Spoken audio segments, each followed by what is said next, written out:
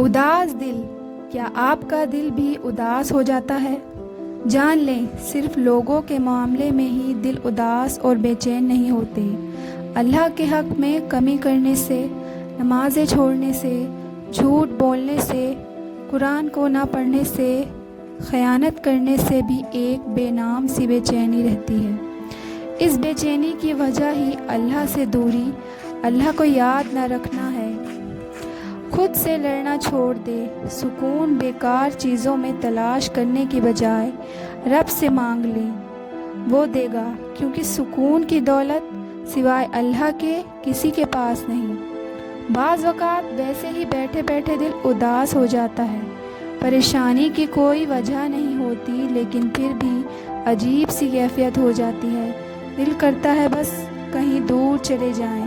پھر ہمیں ایسی صورت میں ہر راستہ بند ہوتا نظر آ رہا ہوتا ہے، ہمیں لگتا ہے وقت تیزی سے گزر رہا ہے، لیکن ہم سے کچھ نہیں ہوگا، نہ ہی ہم سے کوئی محبت کرتا ہے، لیکن ایسا نہیں ہے، یہ بس آپ کی نیگیٹو تھنکنگ ہے۔ بے شک اللہ کی رحمت سے مایوس نہیں ہوتے، مگر وہی لوگ جو کافر ہیں۔ مایوسی کا مطلب ہے دل سے امید ختم کر دینا، یہ سوچ لینا کہ اب کچھ اچھا نہیں ہو سکتا، یا یہ کہ اللہ میری مدد نہیں کرے گا۔ جب انسان یہ سمجھنے لگتا ہے کہ اس کی دعا قبول نہیں ہوگی، اس کے گناہ معاف نہیں ہوں گے، یا اس کی زندگی بہتر نہیں ہو سکتی، تو یہی مایوسی ہے۔ اللہ نے قرآن میں بتایا ہے کہ سچے مومن کبھی اللہ کی رحمت سے مایوس نہیں ہوتے، کیونکہ وہ جانتے ہیں کہ اللہ کے لیے کچھ ناممکن نہیں۔ چاہے حالات کتنے بھی برے ہوں، امید رکھنا ایمان کی نشانی ہے، اور مایوسی کفر کے قریب لے جاتی ہے۔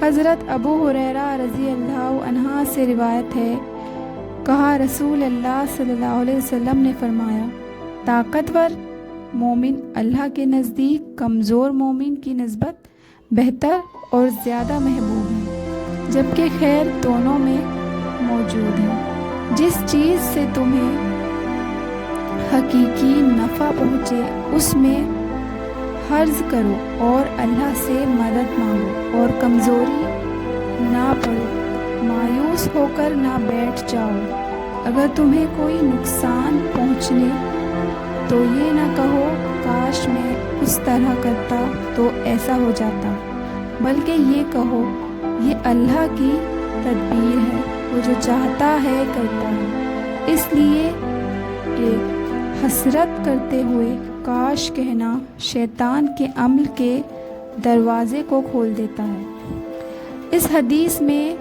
طاقتور مومن سے مراد صرف جسمانی طاقت والا مسلمان نہیں، بلکہ وہ مومن ہے جو ایمان، صبر، ارادے اور عمل میں مضبوط ہو۔